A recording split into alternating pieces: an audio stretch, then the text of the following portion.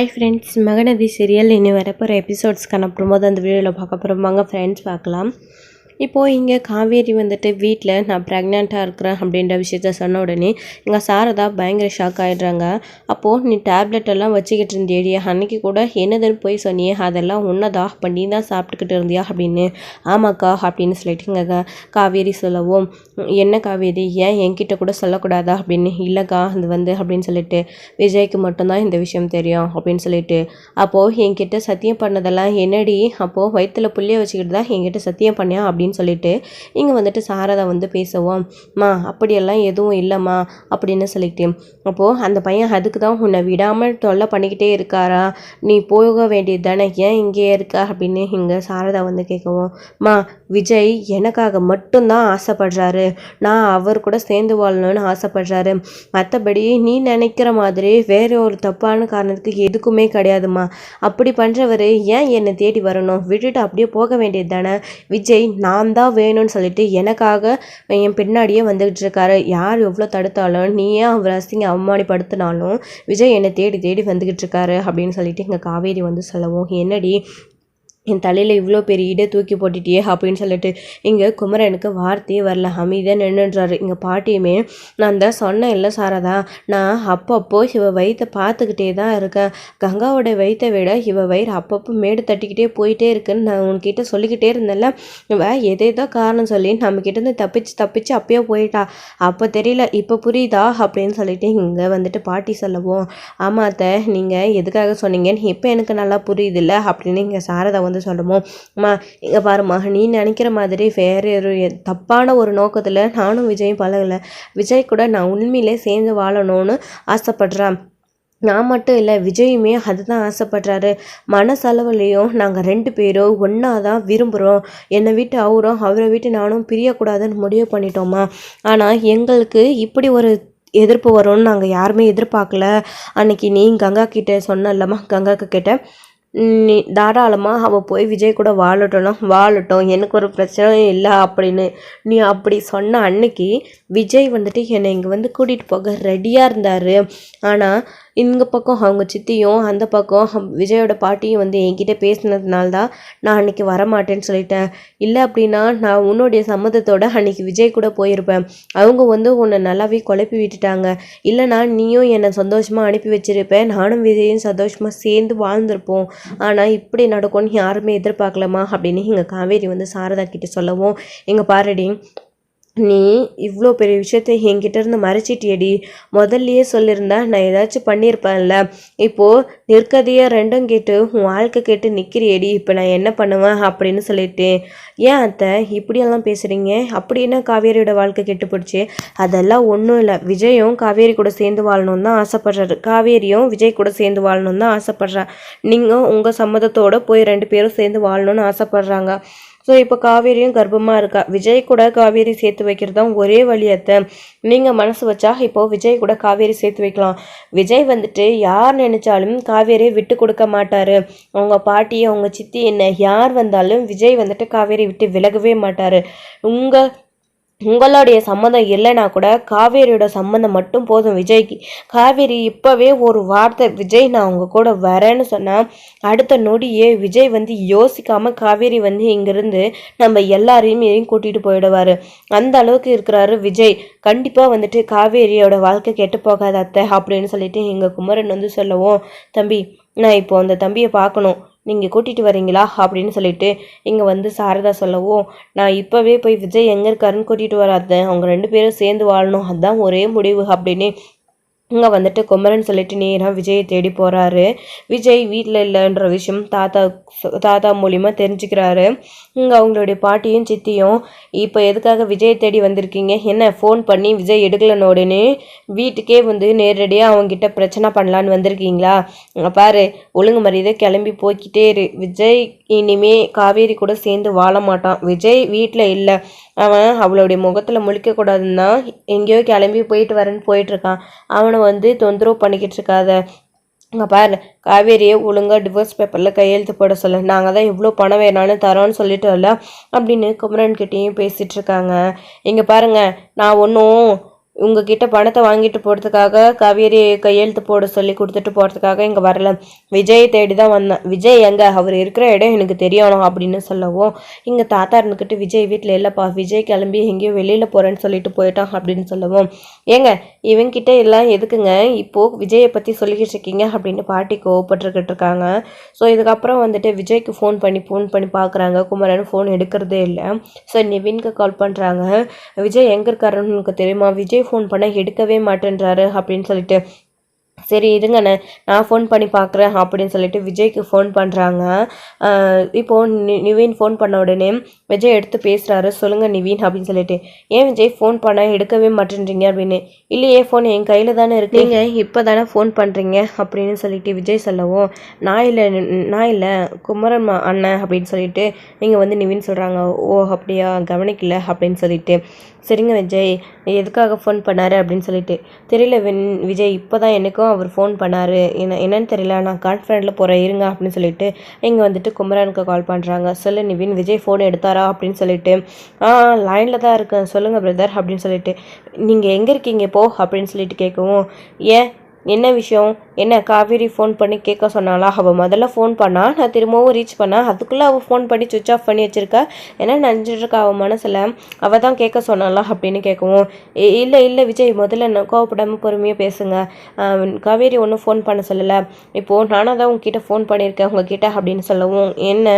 நான் எங்கேயோ இருக்கேன், நான் கொஞ்சம் ரிலாக்ஸாக இருக்கட்டும்னு வெளியில் வந்திருக்கேன் அப்படின்னு, நீங்கள் எங்கே இருந்தாலும் உடனே கிளம்பி வீட்டுக்கு வாங்க அப்படின்னு சொல்லவும், ஏன் என்னாச்சு, ஏதாச்சும் பிரச்சனையா, காவேரிக்கு ஏதாச்சும் பிரச்சனையா அப்படின்னு உடனே விஜய்க்கு ரொம்ப பதற்றமாயிடுச்சு. விஜய் காவேரிக்கெல்லாம் எதுவும் இல்லை, நீங்கள் பதற்றப்படாதீங்க, நீங்கள் எதுக்கு இப்போ காவேரியை இவ்வளோ பதற்றமாக காவேரிக்கு ஏதாச்சும் ஆகிருச்சா அப்படின்னு கேட்குறீங்க அப்படின்னு எனக்கு நல்லா தெரியும் விஜய், காவேரிக்கெல்லாம் எதுவும் இல்லை அப்படின்னு சொல்லவும், என்ன பிரதர் ஒரு மாதிரியாக பேசுகிறீங்க அப்படின்னு, ஒன்றும் இல்லை விஜய் அப்படின்னு சொல்லிட்டு, என்னென்ன விஜய்கிட்ட அப்படி பேசுகிறீங்க அப்படின்னு, ஒன்றும் இல்லை நிவின் நீ கூட கிளம்பி வீட்டுக்கு வா அப்படின்னு சொல்லவும், சரி பிரதர் நான் கொஞ்சம் தூரமாக இருக்கேன், ஆனால் வரதுக்கு ஒரு 1/2 hour ஆகும் பரவாயில்லைங்களா அப்படின்னு சொல்லிட்டு, சரிங்க நாங்கள் வெயிட் பண்ணுறோம், ஆனால் நீங்கள் நேராக உங்கள் வீட்டுக்கு மட்டும் தயவு செஞ்சு போயிடாதீங்க, நேராக இங்கே காவேரியை பார்க்க எங்களுடைய வீட்டுக்கு வாங்க அப்படின்னு சொல்லவும், என்னாச்சு பிரதர் நீங்கள் திரும்ப திரும்ப சொல்லவும் ஏதோ பிரச்சனைன்னு தோணுது எனக்கு அப்படின்னு சொல்லிட்டு குமரன் கிட்ட கேட்குறாங்க விஜய், அப்படியெல்லாம் பிரச்சனையே இல்லை, இன்னைக்கோட உங்களுடைய பிரச்சனை எல்லாமே முடிஞ்சிருச்சு அப்படின்னு சொல்லவும், என்ன பிரதர் சொல்கிறீங்க, எனக்கு இருக்கிற ஒரே பிரச்சனை காவேரி தான், அவள் என் கூட வரமாட்டேனான்னு சொல்கிறது தான், அது மட்டும்தான் எனக்கு இருக்கிற பிரச்சனை, வேற என்ன பிரச்சனை எனக்கு, அது முடிஞ்சாலே பெரிய பிரச்சனை எனக்கு முடிஞ்ச மாதிரி தானே அப்படின்னு கரெக்டாக கண்டுபிடிச்சிட்டிங்களே, அதை பற்றி தான் நான் சொன்னேன், அதுக்காக தான் அப்படின்னு இங்கே குமரன் சொல்லவும், என்ன பிரதர் சொல்கிறீங்க அப்படின்னு, ஆமாம் அப்படின்னு சொல்லிட்டு, அப்போது காவேரி என் கூட வர சம்மதிச்சிட்டாளா அப்படின்னு சொல்லிட்டு, காவேரி சம்மதிக்கல, இருந்தாலும் நாங்கள் ஒரு முடிவு பண்ணியிருக்கோம், நீங்கள் கிளம்பி வாங்க அப்படின்னு சொல்லிட்டு, என்ன ஏதோ டெஸ்ட் வைக்கிறீங்க அப்படின்னு சொல்லிட்டு, என்னென்ன அப்படின்னு சொல்லிட்டு குமரனு கேட்கவோ, நீங்கள் வீட்டுக்கு வாங்க முதல்ல அப்படின்னு இங்கே வந்துட்டு ஃபோன் கட் பண்ணிடுறாங்க.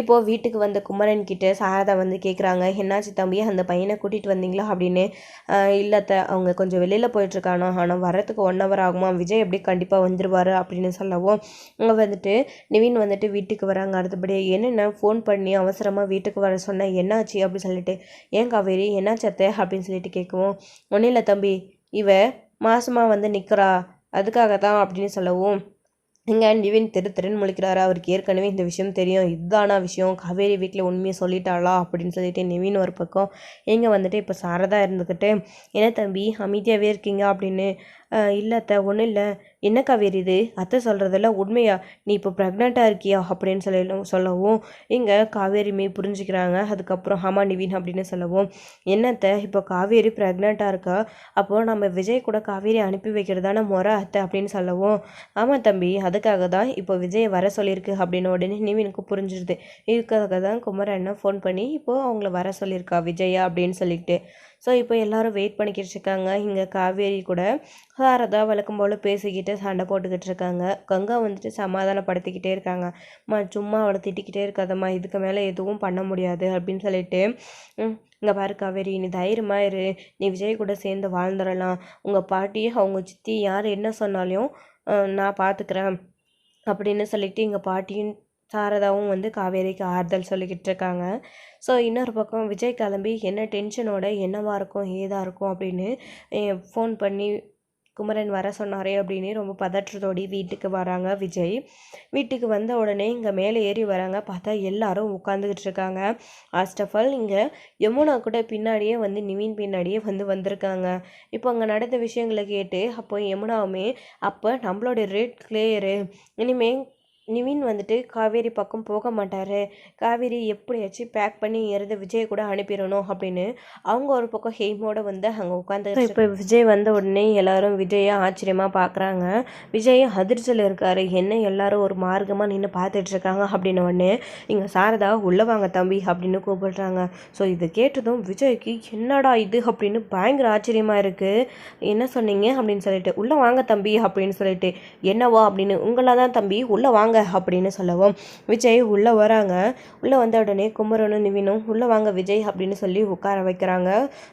ஏதாவது சேரையில். இல்லை இருக்கட்டும் அத்தை பரவாயில்ல அப்படின்னு விஜய் சொல்லிடுறாங்க. இல்லை தம்பி உங்ககிட்ட நான் கொஞ்சம் பேசணும். இது வரைக்கும் எத்தனையோ பிரச்சனைகள் எங்கள் வீட்டில் இருந்தோ இங்கே இருந்தோ நாங்கள் பண்ணியிருக்கோம்.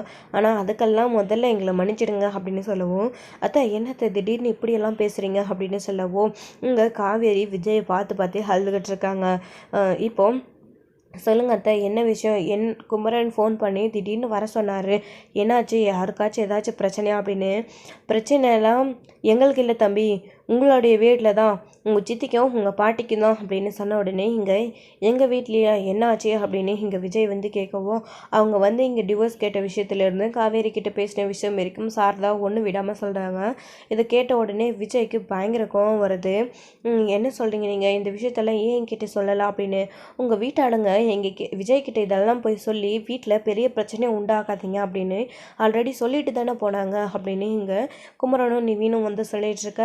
என்ன காவேரி உண்மையிலேவா என் பாட்டி உங்ககிட்ட வந்து பேசினாங்களா அப்படின்னு உடனே அம்மா விஜய் அப்படின்னு சொல்லிட்டு ஓ அப்போது அன்னைக்கு காலையில் வரைக்கும் என் கூட வர்ற முடிவில் இருந்துட்டு அன்னைக்கு நான் வீட்டுக்கு வந்ததுக்கு அப்புறமா இதுக்காக தான் நீ இந்த மாதிரி பேசுனியா, என் கூட வர முடியாதுன்னு சொல்லிட்டு நீ அப்போவே என்கிட்ட விஷயத்தை சொல்லியிருக்கல, நான் பாட்டிக்கிட்ட பேசியிருப்பேன்ல, எனக்கு தெரியும் அப்போவே ஏதோ டவுட்டாக இருந்துச்சு. ஏதோ குமரன் கூட அன்றைக்கி ஏதோ ஒரு ட்விஸ்ட் வச்சு தான் பேசினார், ஆனால் என் பாட்டியால் தான் நான் கூட நினச்சேன், ஆனால் இந்த அளவுக்குன்னு நான் கூட நினைக்கலாம் அப்படின்னு விஜய் சொல்லவும் இப்போது இங்கே பாருங்கள் தம்பி அது உங்களுடைய பிரச்சனை, அதை நீங்கள் எப்படியாச்சும் பார்த்துக்கோங்க.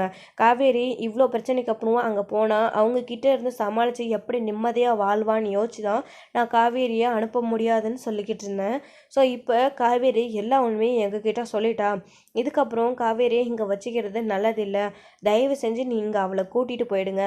நீங்கள் உங்கள் பாட்டிக்கிட்ட பேசுவீங்களோ இல்லை சித்திக்கிட்ட பேசுவீங்களோ எங்களுக்கு தெரியாது, ஆனால் காவேரி நீங்கள் கூட்டிகிட்டு போங்க அப்படின்னு இங்கே சாரதா வந்து சொல்லவும் விஜய் ஆச்சரியத்தில் அப்படியே பிடிச்சி போய் நிற்கிறாங்க. என்ன விஜய் சொல்கிறாங்க, அமைதியாகவே இருக்கீங்க, காவேரியை உங்கள் கூட கூட்டிகிட்டு போகிறதுக்கு அத்தை சம்மதிச்சிட்டாங்க அப்படின்னு இங்கே நிவின் சொல்லவும் என்னால் இதை நம்பவே முடியல அத்தை, ரொம்ப தேங்க்ஸ் அத்தை காவேரி அப்படின்னு காவேரி ஓடி வந்து விஜயை கட்டி பிடிச்சிக்கிறாங்க. சாரதாவை பார்த்து தான் காவேரி அப்புறம் சைலண்ட்டாக அமைதியாக பக்கம் போய் நின்றுக்கிறாங்க. இங்கே பாருங்கள் தம்பி உங்களுக்கு சொன்னதெல்லாம் தெளிவாக புரிஞ்சிருக்கோன்னு நினைக்கிறேன். உங்கள் பாட்டியும் சித்தியும் வந்து பேசினதால தான் காவேரி உங்கள் கூட அனுப்ப முடியாதுன்னு சொல்லியிருந்தேன், மற்றபடி எனக்கு ஒரு பிரச்சனையும் இல்லை.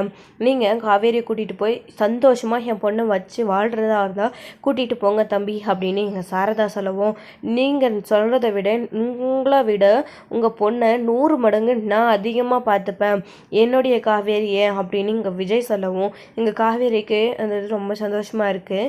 இங்கே கங்காவுமே அதான் விஜய் சொல்கிறாரு இல்லைம்மா, திரும்பவும் ஏன் விஜய் நொண்டி நொண்டி கேட்டுக்கிட்டே இருக்கேன், அதெல்லாம் விஜய் பார்த்துப்பாரு அப்படின்னு இங்கே கங்கா சொல்லவும் எதுமோடி நீ சொல்லிட்ட நானும் சொல்லிட்டேன், இதுக்கப்புறம் எப்படி சாமர்த்தியமாக வாழணும் அப்படின்றது அவளுடைய விருப்பம், அவள் விஜய் கூட தாராளமாக போகட்டும், அதுக்கு நானும் முழு மனசோட சம்மதிக்கிறேன். ஆனால் நான் ஏதோ ஒரு குறையோடு அனுப்புகிறனால யாரும் வந்து நினச்சிக்க வேணாம் தம்பி, நீங்கள் காவேரியை கூட்டிகிட்டு போகலாம். இங்கே பாருங்க காவேரிக்கு என்னென்ன செய்யணுமோ என்னென்ன முறையாக கல்யாணம் பண்ணியிருந்தா என்னென்ன தலைமுறையாக பாரம்பரியமாக செய்வோமோ அது எல்லாத்தையும் நான் முறைப்படி செஞ்சிடுறேன். இப்போது காவேரியை முதல்ல விஜயை கூட்டிகிட்டு போக சொல்லு அப்படின்னு இங்கே வந்துட்டு சாரதா சொல்லவும் அத்தை இங்கே பாருங்கள் அதெல்லாம் எதுவும் வேணாம், காவேரியை மட்டும் அனுப்பி வைங்க, எனக்கு அதுவே போதும் அப்படின்னு இங்கே வந்துட்டு விஜய் சொல்லவும் இல்லை நான் என் பொண்ணுக்கு என்ன பண்ணணுமோ அதை நான் பண்ணி தான் தீருவேன். ஏற்கனவே உங்கள் வீட்டில் இருக்கிறவங்க நாங்கள் பணத்துக்காக தான் காவேரி வந்துட்டு உங்களை வளைச்சி போடுறதா சொல்லிக்கிட்டு இருக்காங்க. இப்போ வந்துட்டு காவேரி வந்துட்டு உங்கள் வீட்டுக்கு ஒன்றும் இல்லாத வந்தவ அப்படின்னா என் பொண்ணை காலம்புறா இதை சொல்லியே நோகடிப்பாம எங்கள் சைட்லேருந்து எந்த ஒரு குறையும் இல்லாமல் எங்கள் பொண்ணுக்கு என்ன பண்ண முடியுமோ அதை எல்லாத்தையும் நாங்கள் பண்ணிடுறோம் அப்படின்னு இங்கே சாரதா சொல்லவும் இங்கே குமரனுமே இருந்துக்கிட்டு கரெக்டாக ஆமாம் விஜய், நாங்கள் காவேரிக்கு என்ன பண்ணணுமோ அதை கண்டிப்பாக பண்ணிவிடுவோம். ஆனால் இப்போதைக்கு இல்லை, ஆனால் பொறுமையாக பண்ணுறோம் அப்படின்னு இங்கே குமரன் சொல்லவும் நீங்கள் இது எல்லாத்தையும் சொல்லணுமா, காவேரி மச்சா போதும் அப்படின்னு விஜய் சொல்லிக்கிட்டு இருக்காங்க. இல்லை தம்பி, முறைன்னு ஒன்று இருக்குல்ல அப்படின்னு இங்கே சாரதா சொல்லவும் உங்களுடைய விருப்பம், உங்களால் என்ன பண்ண முடியுமோ காவேரிக்கு நீங்கள் என்ன பண்ணணும்னு ஆசைப்பட்றீங்களோ அதெல்லாம் நீங்கள் பண்ணிக்கோங்க அப்படின்னு இங்கே விஜய் வந்து சொல்லிட்டு இருக்காரு. ஸோ இதுக்கப்புறம் காவேரியுமே ரொம்ப சந்தோஷப்பட்டு சாரதாவை கட்டி பிணிச்சு போய் அணைச்சி அரவணைச்சி அழுக ஆரம்பிச்சிடுறாங்க. இங்கே பாருடி காவேரி, இந்த வாழ்க்கை உனக்கு அமைஞ்சிருச்சு, இதுதான் தலையெழுத்துன்னு முடிவாயிடுச்சு. ஆனால் இதுக்கப்புறம் இதை எப்படி தக்க வச்சுக்கணும், எப்படி வாழணும் சாமர்த்தியமாக அப்படின்றது உன்னுடைய பொறுப்பு. என்னால் முடிஞ்ச அளவுக்கு நான் பண்ணிடுறேன் அப்படின்னு இங்கே சாரதா வந்து காவேரி கிட்ட சொல்லி அழுதுகிட்டு இருக்காங்க. காவேரியுமே அப்படியெல்லாம் ஒன்றும் இல்லைம்மா, நீ இது வரைக்கும் எனக்கு பண்ணதே போதும், நான் கண்டிப்பாக அப்பாவோடைய பேரை காப்பாற்றுற மாதிரி வாழ்ந்து காட்டுவேம்மா. அப்பாவே எனக்கு குழந்தையா வந்து பிறக்க போகிறாரு, நீ வேணா பாருமா அப்படின்னு சொல்லிட்டு இங்கே வந்து காவேரி சொல்லுவோம். அப்போது என் மகன் உங்கள் 2 பேர் வயிற்றுலேயும் வளர போகிறானா, 2 சந்தானம் வர போகிறானா, ஒரு சந்தானம் போய் அப்படின்னு இங்கே பாட்டி வந்து சந்தோஷப்பட்டுக்கிட்டு இருக்காங்க. ஸோ நீ பத்திரமா போயிட்டு வா அப்படின்னு காவேரியை எங்கள் குடும்பமாக சேர்ந்து வழி அனுப்பி வைக்கிறாங்க. இப்போ கங்கா கிட்டேயும் போய் காவேரி பேசிட்டு சந்தோஷமாக வந்துட்டு விஜய் வந்துட்டு காவேரியை கூட்டிகிட்டு போகிறாங்க. என்னடி என்ன சொல்லக்கூடாதுன்னு சொல்லிட்டு இப்போ நீயே எல்லாருக்கிட்டேயும் சொல்லிட்டல அப்படின்னு சொல்லிட்டு எங்கள் காவேரி கிட்ட பேசிகிட்டே வந்து விஜயை வந்து வீட்டுக்கு கூட்டிகிட்டு போகிறாங்க. வீட்டுக்கு போன உடனே பாட்டிக்கிட்ட என்ன பிரச்சனை பண்ண போகிறாரு விஜய் அப்படின்னு காவேரி டென்ஷனோட போய்கிட்டு இருக்காங்க. ஸோ இதை அடுத்த எபிசோடு வந்து முடிச்சிருக்காங்க.